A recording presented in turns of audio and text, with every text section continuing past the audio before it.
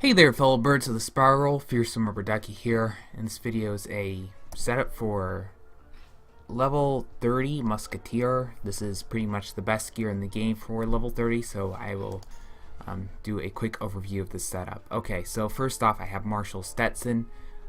It's a Veiler's armor. At this point in the game, it does about 565 it absorbs that much damage. Is really useful at this level in particular. Also, for my options, I have the Rain of Mortar Shells. It's a good area hit. It hits kind of like a Mojo Storm. It has 6 range no matter what weapon you have. It can do quite a hefty amount of damage as well. And you can step on them and do damage as well. So it's really useful, particularly for team PvPs. But I like to use the Marshall Stetson for the most part in 1v1s. Alright, for the coat, you got the Top Sergeant's uniform. It gives a Veiler Zorb as well. Very useful ability.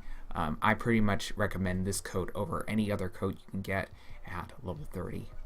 There's pretty much no other coat that's anywhere close to as good as that one. Alright, so you got the Boots of Shadows. That's what I got. This is just really good up till, I'll say towards the, when you get to the Tower of Mu Manchu, there are better boots. I'll just say that. There are better boots after Tower of Mu Manchu. But for now, Walk in Shadow is going to last me for about, I don't know, till I get towards the end of Mushu, we'll say. Alright, so those are the boots I have. I'm not going to change them anytime soon. So yeah, those are the boots I got. Alright, now for the weapon, you got a couple of options. My favorite would be the Buck Blitzers. Now, if you have crowns, then you can go ahead and try to get a higher level version of this Darkmoor Death Spitter right here, which would give 4 range and probably a little more damage at level 30. But I don't have the crowns right now, so this will have to do. You can also try and get the full champion weapon or any of the champion weapons, which would give 5 range and quite a bit of damage as well, especially at level 30. So actually, if you can get this weapon, if you can't get that, then go ahead and get this weapon at level 30, level 30 version of this weapon. And if you can't get either of those, I would use Buck's Blitzers. Now, if you can't get either of those, get something good at the Bazaar, something that gives a lot of damage, and range is really important as well. Alright, now for the eye patch, I got Smuggler's Cowl. There aren't very many good eye patches at this level. You get your first good eye patches, I think, at like level 55. So for now, it's pretty much stuff that gives some stats, and this one gives Mojo Mastery, which is really great for bombs and Veiler armors and heals and stuff like that. Alright, for the totem, not much has changed. Sniper Shot Totem.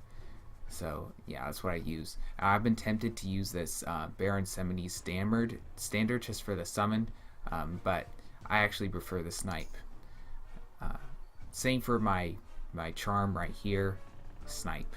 Okay, now this does increase your base strength, and if I wanted to, I could spend more time in farm for something that increased my my agility or my spell power or my damage or my critical, but I just didn't feel like farming for it.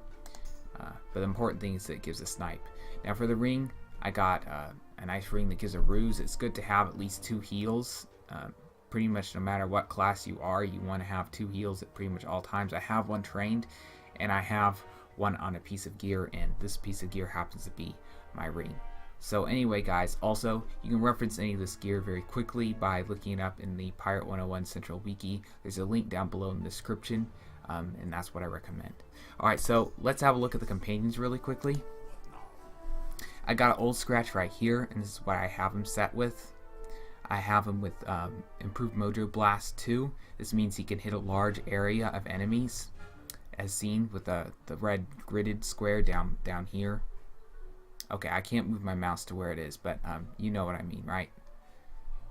Alright, now you got the Mojo Echo. These are really great because you can get a total of 3 extra hits just off of hitting the first time. So it's really useful to train Mojo Echo too. Chains are super important. Alright, so that's those are the epics that I have on him. and I'm just going to really quickly let you guys see what talents. I probably should have went for rough 2 instead of spirited 2, but I guess I wasn't thinking too much. Definitely give him accurate 2 and tough 2 though. Old Scratch misses a lot, so you definitely need to put as much accuracy on him as you can. Alright, so that's Old Scratch for you. Make sure you promote him as much as you can, and make sure he's level 30. Alright, now for Chantel. It's another one of my companions. She's really great for a number of reasons. She has a snipe, and she has the Mega Strike, and she has that nice little Wind Spirit right there, 10 round agility buff, which is really useful in many circumstances. Team PvP, regular PvP, 1v1 PvP, you name it. Even questing, she's really, really nice to have. I put Overwatch in her, Burst Fire 2, and Double Tap, so she can get pretty much full chains. Except of course, you know, only one double tap, but she has that Overwatch that she starts out with as well. So that's Chantel for you. I'm going to show you the talents really quickly. That's what I have for her talents. Tough 2, rough 2, agility 2, and accurate. Alright, and Bonnie's pretty much set the same way, the exact same epics and the exact same talents as well. She's really good because her Scatter Blast, which reduces dodge, and she's got the second wind, and she has the same range that Chantel has, which is, I think at this point is 4. It might be 5. I haven't really checked. Another backup companion you might want to have, especially if you want a melee companion on your team. Wing Chun is amazing to have. He's got a heal as well, which is one of the main reasons why I like him. He's got a Mega Strike, and he's got Relentless 2, Blaze Storm, and Riposte. This is how I have him set up with my talents. You have a quick look at that and base yours off of what I have set here. Alright, well that's Wing Chun. Now we can have a look at Louis the Bisque. And this is how I have my Louis the Bisque set up. I was originally going for Overwatch 3, but I realized, you know, you can't go for Overwatch 3 at this level because they only allow rank 2 epics, so I was not able to do that. He has Claw Trap, and his Overwatch Quick Draw and Double Tap work really well in team PvPs. So that's pretty much the only time I ever use him. So I can make a line of Claw Traps early in the game, and that's really powerful. Alright, now for Ratbeard. Ratbeard's a bit confusing. Now for Musketeers, you might actually want to give your Ratbeard grants Hold the Line 3. And possibly First Strike 3.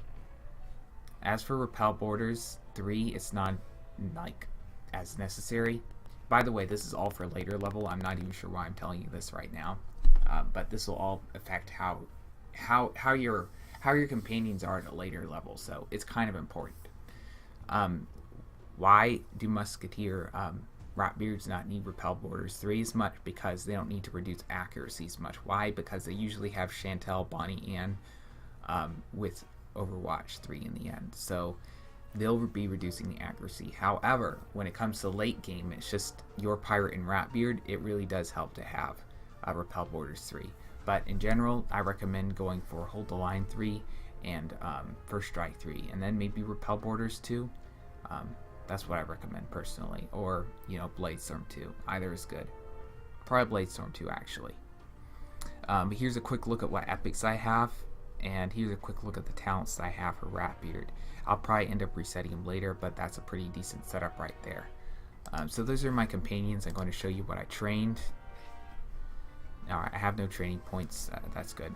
I've done all the Zeke quests, by the way. Okay? I've done all of them that I possibly can at this point. If you've done all of them that you possibly can at this point, this is what you need to train. You need to train Gunnery, you need to train Velar Shield, you need to train Ruse. What else you need to train? You need to train Walk in Shadows. You can train that, the Swashbuckler Trainer. All the other stuff that I mentioned, the Gunnery, the Velar Shield, and the Ruse, you can train that, the Privateer Trainer.